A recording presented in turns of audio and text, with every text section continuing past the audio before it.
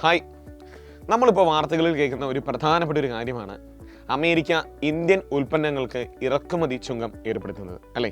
എന്തുകൊണ്ടായിരിക്കും ഇന്ത്യൻ ഉൽപ്പന്നങ്ങൾക്ക് അമേരിക്ക ഇറക്കുമതി ചുങ്കം അടുത്തിടെ കൂട്ടുന്നു, വീണ്ടും കൂട്ടുന്നു എന്നതിനെക്കുറിച്ച് നമുക്ക് എന്ത് ചെയ്യാം?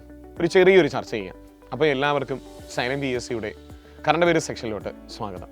2025 അമേരിക്ക ഇന്ത്യൻ ഉൽപ്പന്നങ്ങൾക്ക് ഇറക്കുമതി ചുങ്കം കൂട്ടുന്നത്.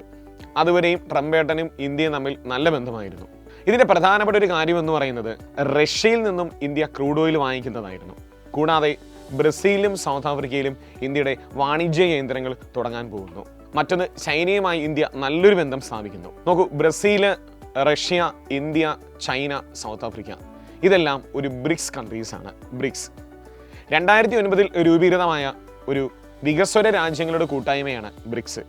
2024 അതിൽ 4 രാജ്യങ്ങൾ അംഗത്വം നേടുകയും 2025 ഇന്തോനേഷ്യ അംഗത്വം നേടുകയും ചെയ്യുകയാണ് ബ്രിക്സിൽ. അതോടുകൂടി 10 രാജ്യങ്ങൾ ഇപ്പോൾ നിലവിൽ ബ്രിക്സിൽ അംഗത്വമുണ്ട്.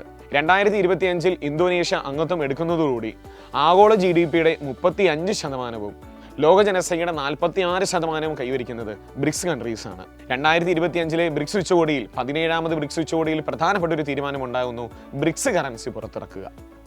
സ്വാഭാവികമായിട്ടും ബ്രിക്സ് കറൻസി പുറത്തിറങ്ങുകയാണെങ്കിൽ അത് അമേരിക്കൻ ഡോളറിനെ നന്നായിട്ട് ബാധിക്കുമെന്ന് മനസ്സിലാക്കുന്നുണ്ട്. അപ്പോൾ ഡൊണാൾഡ് ട്രംപ് എന്ത് ചെയ്യുകയാണ്? ചൈനയ്ക്കും ഒപ്പം ഇന്ത്യക്കും ഈ ബ്രിക്സ് കൺട്രീസിനെല്ലാം ചുങ്കം വർദ്ധിപ്പിക്കുകയാണ്. ഈ ഒരു തീരുമാനത്തിനെതിരെയാണ് എലോൺ മസ്ക് മറ്റൊരു പാർട്ടി അമേരിക്കയിൽ രൂപീകരിക്കുന്നു. എലോൺ മസ്ക് രൂപീകരിച്ച പാർട്ടിയുടെ പേര് അമേരിക്കൻ പാർട്ടി എന്ന പേരാണ്. ഒരുപക്ഷെ ഇനി അങ്ങോട്ട് ബ്രിക്സ് കറൻസി പുറത്തിറങ്ങുകയാണെങ്കിൽ ഡോളറിന്റെ മൂല്യം കുറയുകയും അമേരിക്ക ഒരുപക്ഷെ സാമ്പത്തികമായി പിന്നോക്കം പോവാൻ ചാൻസ് കൂടുതലാണ്. അതുകൊണ്ടായിരിക്കണം ട്രംപ് എന്ത് ചെയ്യുന്നത്? ഈ രാജ്യങ്ങൾക്ക് മേൽ ഇറക്കുമതി ചുങ്കം കൂട്ടിക്കൊണ്ടിരിക്കുന്നത്.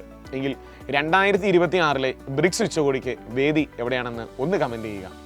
ഓക്കെ, എല്ലാവർക്കും all the best. Thank you.